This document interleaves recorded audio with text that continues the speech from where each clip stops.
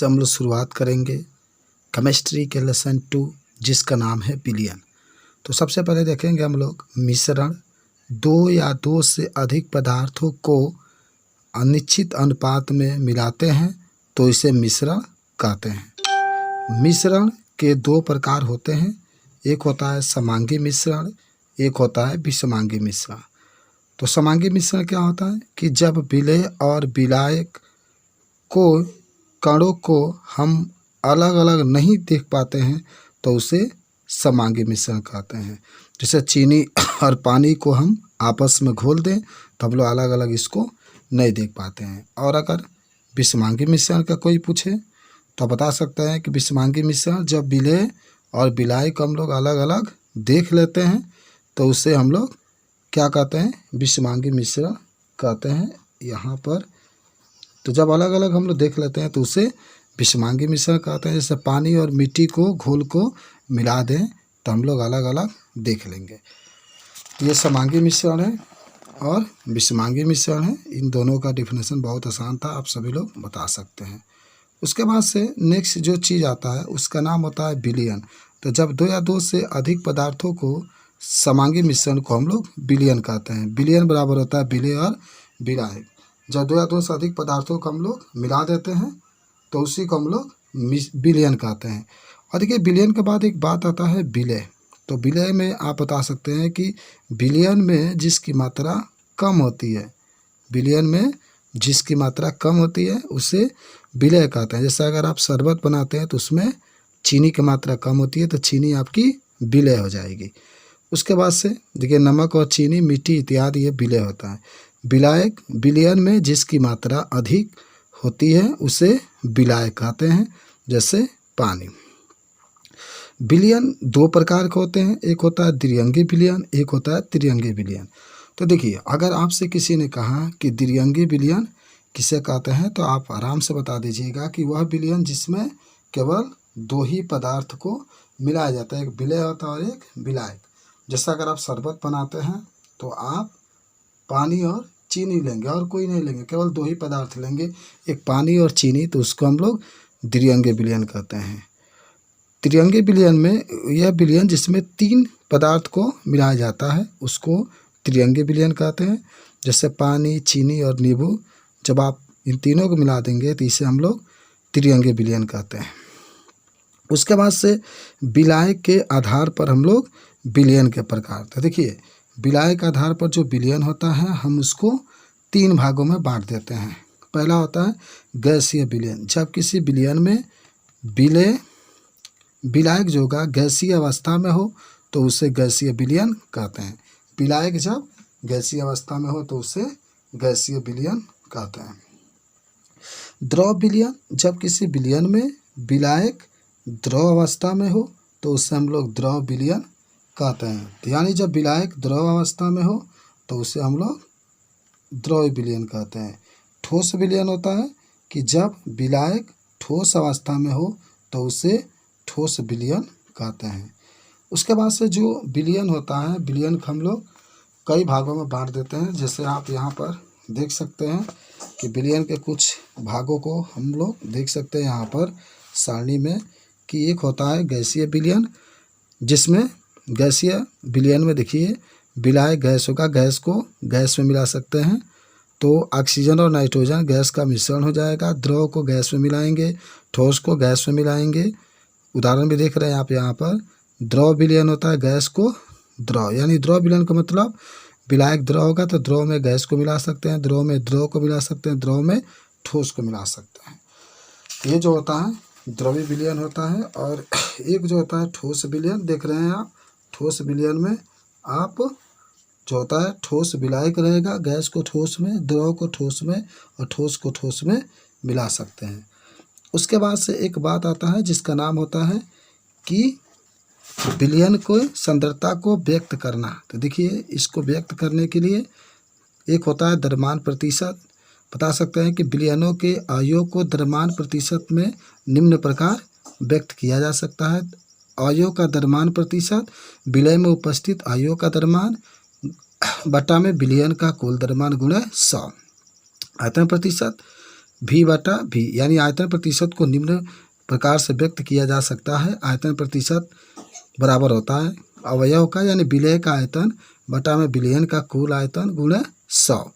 उसके बाद से द्रव्यमान आयतन प्रतिशत। तो द्रव्यमान आयतन प्रतिशत के मतलब होता है कि जो विलेय होगा वह भार जो विलेय होगा उसका द्रव्यमान और बटा में विलयन का आयतन। उसके बाद से पार्ट्स पर मिलियन ppm जिसको कहते हैं। जब विलेय की मात्रा अत्यंत सूक्ष्म हो तो सांद्रता को पार्ट्स पर मिलियन में प्रदर्शित करना उपयुक्त हो जाता है। पार्ट्स पर मिलियन बराबर होता है अवयव के भागों की संख्या बटा में विलयन में उपस्थित सभी अवयव के कुल भागों की संख्या। एक होता है मूल अंश, तो x को समांतर मूल अंश के संकेत के रूप में प्रयोग किया जाता है। दाईं ओर नीचे लिखी हुई संख्या उसके अवयव को प्रदर्शित करता है, यानी मूल अंश अवयव का मूल अंश बराबर अवयव के मूलों की संख्या बटा में सभी अवयव के कुल भागों की संख्या। उसके बाद से होता है मोलरता। बता सकते हैं कि 1 लीटर विलयन में घुले हुए विलेय के मूलों की संख्या को उस विलयन का मोलरता यानी कैपिटल M से प्रदर्शित करते हैं कहते हैं। इसका मात्रक मोल प्रति लीटर होता है। मोलरता बराबर विलेय के मूल बटा में विलयन का लीटर में आयतन। उसके बाद से होता है मोललता। किसी विलयन की मोललता यानी 1 किलोग्राम विलायक में उपस्थित विलेय के मूलों की संख्या के रूप में परिभाषित किया जा सकता है और इसे निम्न प्रकार से व्यक्त किया जाता है। मोललता बराबर विलेय के मूलों की बटा में विलायक के किलोग्राम में द्रव्यमान। उसके बाद से जब आगे आप जाएंगे तो एक चीज़ आ जाता है जिसका नाम होता है विलेयता। कोई आपसे पूछता है विलेयता किसे कहते हैं, तो बता सकते हैं किसी अवयव के विलेयता एक निश्चित ताप पर विलायक की निश्चित मात्रा में घुली हुई उस पदार्थ की अधिकतम मात्रा होती है, यानी वह विलेय और विलायक के प्रकृति तथा ताप और दाब पर निर्भर करता है। विलेयता का मतलब होता है कि किसी पदार्थ को जब आप जल में डालते हैं तो जितनी उसकी मात्रा घुलती है उसी को हम लोग विलेयता कहते हैं। तो कोई भी आपसे पूछे विलेयता किसे कहते हैं तो आप तुरंत बता सकते हैं। उसके बाद से जब आप आगे जाएंगे तो उसके बाद से आपका एक चीज़ आता है जिसका नाम होता है जिसका जब आगे आप बढ़ेंगे तो एक बात होती है ठोसों में द्रव की विलेयता। तो समझते हैं हम लोग ठोसों में द्रव की विलेयता। तो देखिए जब किसी ठोस विलेय है माने चीनी आप हो सकता है एक द्रव विलायक में डाला जाता है तो वह उसमें घुलने लगता है। इस प्रक्रिया को हम लोग विलीनीकरण कहते हैं। तो आपसे एक प्रश्न पूछा जाता है विलीनीकरण किसे कहते हैं, तो आप बता सकते हैं कि जब ठोस विलेय को एक द्रव विलायक में डाला जाता है तो वह उसमें घुलने लगता है। इस प्रक्रिया को विलीनीकरण कहा जाता है। जैसे चीनी को पानी में डालेंगे तो चीनी घुलने लगता है, तो इस क्रिया को हम लोग विलीनीकरण कहते हैं। आगे इससे विलयन में विलेय की सांद्रता बढ़ने लगती है यानी घुलने लगता है तथा इसी समय विलयन में विलेय के कुछ कण ठोस विलेय के कणों के साथ संघट करके विलयन से अलग हो जाते हैं। इस प्रक्रिया को क्रिस्टलीकरण कहते हैं।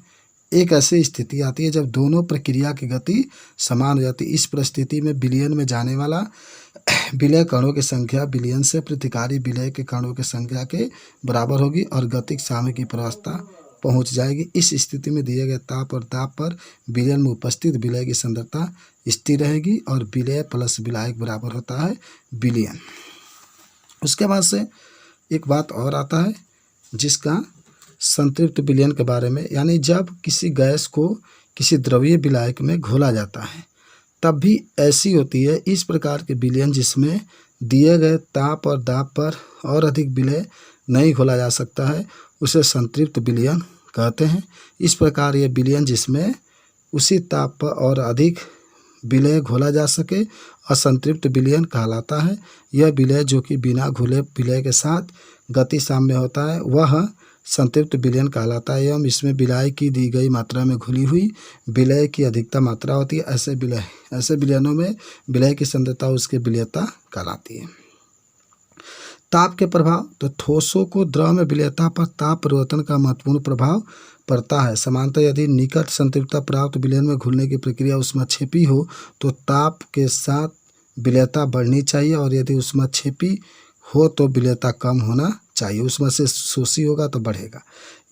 और दाब का प्रभाव, ठोसों को द्रव में विलेयता पर दाब का कोई सार्थक प्रभाव नहीं पड़ता है, क्योंकि ठोस पर द्रव अत्यधिक असंपीड्य होता है और दाब परिवर्तन में साम्य अप्रभावित रहता है। उसके बाद से